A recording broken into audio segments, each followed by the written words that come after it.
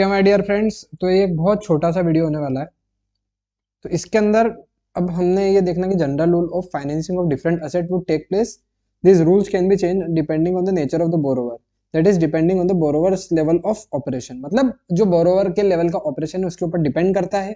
Besides the stage of the development of the business and nature of the business would also decide the borrowing. Generally it can be as follows, मतलब जो nature of the business, क्या business किस type का है उसके ऊपर भी वो चीज डिसाइड करती है कि हाँ भाई उस टाइप के लिए हमको फाइनेंस लेना है। और जैसे अर्ली स्टेज में जब बिजनेस रहता है, जब स्टेज अर्ली रहती है, एक सेकंड,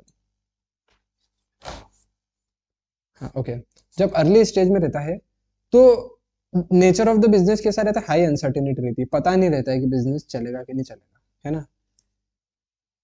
तो जब अगर हाई अनसर्टेनिटी रहती है तो सोर्सेस ऑफ फंड क्या रहते हैं कि हाँ भाई किस हिसाब से, क्योंकि बैंक ऐसे बिजनेसेस में, देखिए होता यह है कि ऐसे बिजनेसेस में पैसा देने से बचते हैं बैंक, जिसमें हाई अनसर्टेनिटी रहती है कि आदमी नया नया है, उसका काम भी नया नया है, वो कैसा है, क्या है, किस हिसाब का है, ये चीज से बहुत बचा जाता है। अब उसके अंदर फिर सोर्सेस क्या आ पाते हैं, मेनली आते हैं इक्विटी आ जाता है, एंजल फंड आ जाता है। और मेनली एंजल फंड ही आता है कि यार भाई किसी ने ट्वेल्थ पास करी या फिर किसी ने आईआईटी से पढ़ा, अब वो कहे कि मेरे को स्टार्टअप करना है।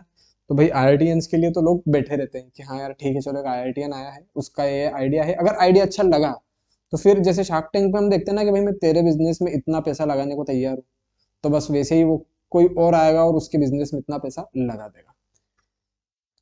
अब अगर बिजनेस में हाई टू मॉडरेट अनसर्टिनिटी, मतलब ठीक है यार बिजनेस मॉडल बहुत पुराने टाइप का है कि पहले भी चल रहे थे इस टाइप के बिजनेस और अभी भी चल रहे हैं, तो इसमें फिर आता है कि इक्विटी आएगा, वेंचर कैपिटल या डेट। इक्विटी में बैठेगा या वेंचर कैपिटल में बढ़ जाएगा या फिर कर्जा लेके, कर्जा बैंक देगा, कोई भी देगा, ये इसमें हो जाता है। अगर हाई अनसर्टिनिटी में बैंक हमेशा बचते हैं।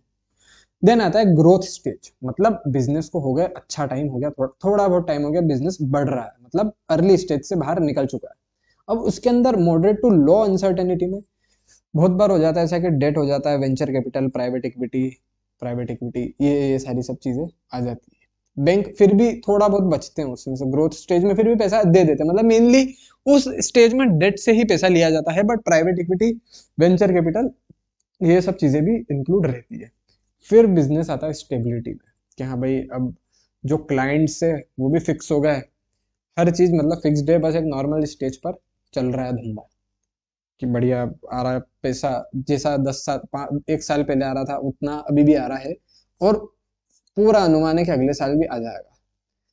तो लो अनसर्टेनिटी में बैंक डरते नहीं है, फिर बैंक कहते हैं कि ठीक है यार मैं डेट दे दूंगा। और जो भी डेटर रहता है, मतलब जो पैसा देने वाला रहता है, वो डरता नहीं उस ऐसे बिजनेसेस में पैसा लगाने से कि हाँ भाई ये चीज चल ही रही है और आगे भी चलेगी इसी, है ना। तो इस टाइप की चीजें रहती हैं, इस टाइप के फंड्स रहते हैं। अब आपको पता लग गया वो हो गया कि यार ये चीज कितनी डीप है ना।